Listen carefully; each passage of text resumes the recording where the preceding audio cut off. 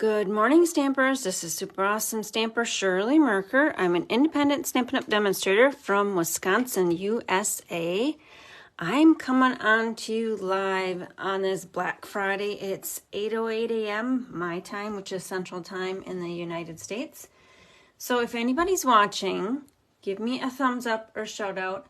I'm going to take a moment here and make sure I can see myself on the home page before I get into my project, and that will take me a minute to find that spot.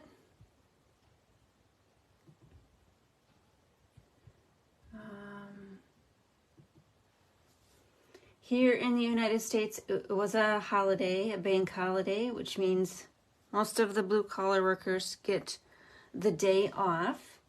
So we have a huge feast of turkey and mashed potatoes, green bean casserole, butternut squash, pecan pie, and stuffing.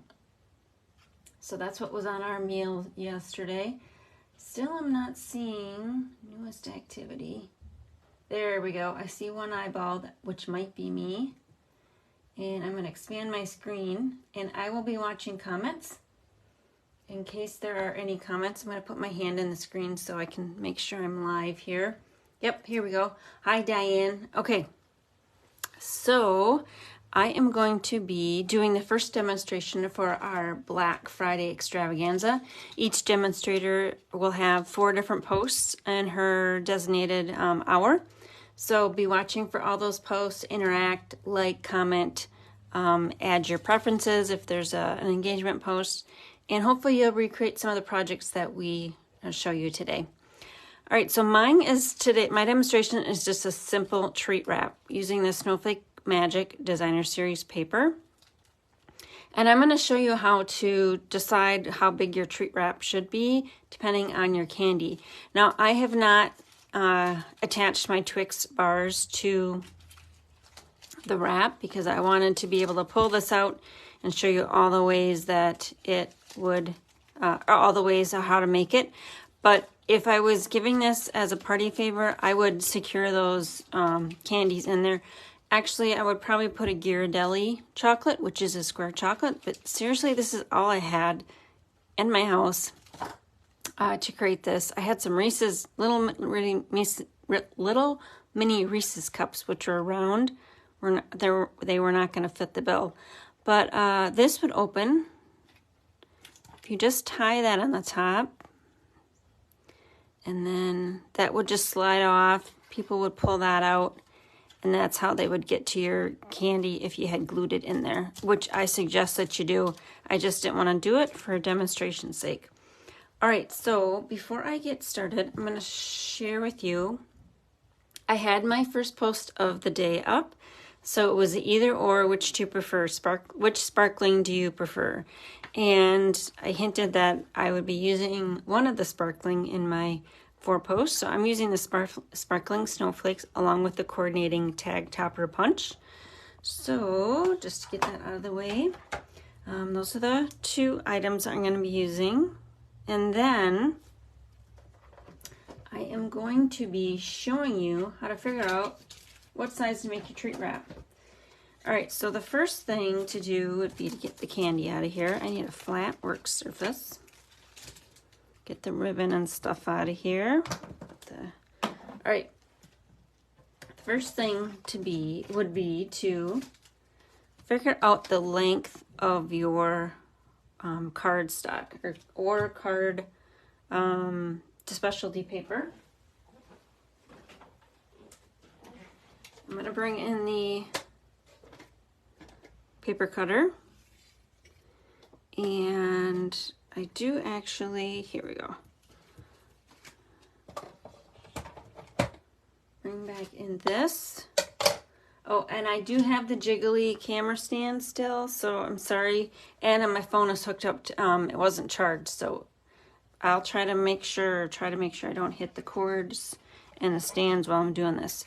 All right, so the punch, pretty sure it's universal. They're not going to make one for metric, but you have to get your paper to be a little less than the width of the punch. And the width of the punch is 2 inches, so I'm going to cut my pattern paper a little bit shy of that. So 1 15/16 actually, which is the little mark right there. So if you're doing metric, it is probably 4.9 centimeters. So you just need a little sliver less than 2 inches. And then I'm just going to hold the paper there. I just eyeballed it and tried to make sure I had the same width going down, so I cut a straight line. Okay, so that's the first cut. So now, I should have showed you, it wouldn't have fit before. It was actually a 2-inch piece, so now it's going to fit in there. The second tip for me, or to show you, is I cut this down to 8 1/4 inches. Let's just make sure here, it's right away in the morning. I've only had my pumpkin spice smoothie this morning, so all my brain cells are not firing quite right. All right, so I cut this at 8 1/4 inches, which would be 21 centimeters. But actually what I did was, I put my candy where I wanted it and did a wrap. And this was what it would have been with the full 12 inches. I just did a wrap like this, and then I measured this. So I measured this. This was about 1 1/4 inches. You can also eyeball it. That's probably what I did because I like to eyeball. So we needed, actually this is what I'm going to cover. So this was 2 inches on both sides of candy, plus the width of the candy, which was going to be 1/2 inch. So that's 4 1/2 inches, plus about 4 1/2, plus 1 1/4. That's 5 1/2, 6 1/2, about 7 inches. But then you need a little more wiggle room to wrap around. You need another width of the chocolate. So I came up with 8 1/4 inches or 21 centimeters. Is that clear as mud? But that's kind of what you do. You need to lay out your chocolate and figure out the width, and then add 2 of the widths of the punch, and that's how long your piece is going to be. Now the next thing, if you decide that you're going to do 8 1/4 inches or 21 centimeters, I actually scored this. So if I just set the chocolate on there and try just to wrap it around, there's no way it's going to sit flat on the table. So what I did was, after I figured out the length of the paper. Good morning, Nicole. You're from Wisconsin too, huh? Yeah, it was a little chilly this morning. I had to put the trash bins out. Okay, so now we are going to flip this over. I've got 8 1/4 inches here on my scoring tool. That's how long it is. So I want this in the center. I'm going to score it at 3 3/4. And I'm going to use the wide ball, wherever that is, that side, because the wide ball is for the designer series paper, which is a little thinner, so it spreads out that pressure that you're putting down. So I'm going to make this 1/2 inch wide because, oh, I just hit the cord again. My Twix is about 1/2 inch wide. And there is how I made my treat holder, just like this. Okay, get the scoring board out of the way. Okay, bring back in the Snowflake tag builder punch. And now I need to punch both sides. So I'm just going to flip it over so I can show you. I place the paper directly to the back so it's flat and just punch. And you'll get that waist there. And pull it out and do the same thing again.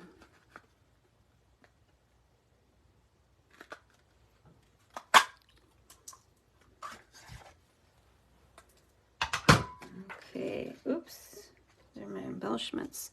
All right, that's just all gonna go in the scrap bin. Okay, and I don't have a sample here because I took it all apart, but here we go. This is the sample. Let me tuck that underneath there. Hopefully it will stay. All right, now let's bring in my stuff to jazz this up, if I can find it, because I moved everything. Here we go. Basic white. So I just go to my scrap bin. I always have assorted various sizes, but this one was, so it is assorted various because it's offcut. So I'm using kind of weird measurements today because they're just offcuts. This is 13 and 16 inches by 2 1/4 inches if you're trying to mimic what I'm doing. And I have 2 pieces here in case I don't stamp right. Because it is shorter, this for you just barely fits. So I'm gonna take the white and put it through the back side. I'm not gonna go all the way to the edge because I need as much of the length as I can get. And I am just trying to center it in between those 2 nubs right there, making sure the white goes there. Can you see it? Making sure the white goes past the snowflake prongs, and then press.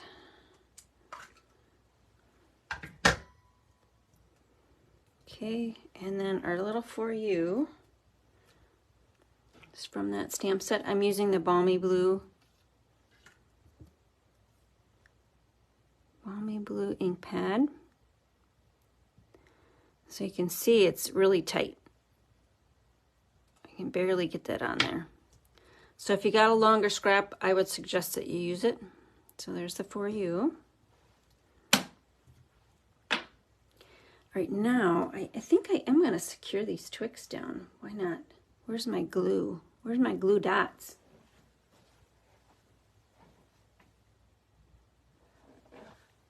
Okay, I'm looking. Here we go. So I'm going to use some glue dots because they're a little more sticky than the tape runner. See that? A little more sticky.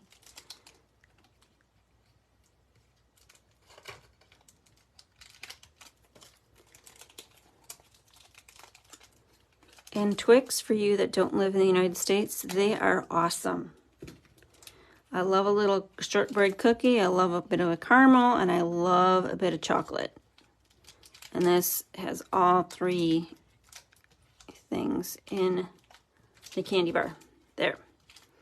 So now when it sits upright, nothing's gonna fall over. All right, and then I'm gonna just use my ribbon here. This is the bordered ribbon. It's the pecan pie. It's in the annual catalog. It's a little difficult to put through, but I wanted the ribbon to color coordinate with the treat packaging color. So since I have it cut at an angle, it was easier to put through. I'm gonna make this one a little bit longer. That one was a little harder to work with because it was a little shorter.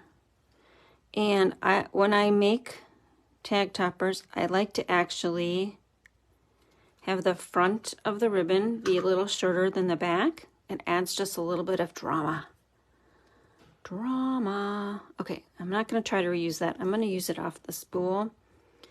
The baker's twine that we sell in the annual catalog is in a multicolored package. So you don't just get white this time around. Stampin' Up! Does like to do that. Mix up their offerings. Linen thread would look good too with the color of the tree packaging, that gold. But I wanted the white. I wanted the contrasting colors. I wanted the white to be picked up because it's a snowflake treat. And oh, that looks good. My little bunny ears. Nope, gotta pull this one a little more. Gotta make the loops the same size. Okay. And then have some dramatic tails that are longer.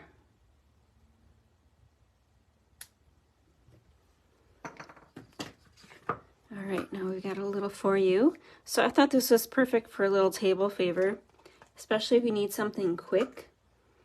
If you have people coming over on short notice, but you want to decorate up your table with a little fun something, sparkly paper. Now the paper is from Snowflake Magic. I did look yesterday at the Stampin' Up! Online store.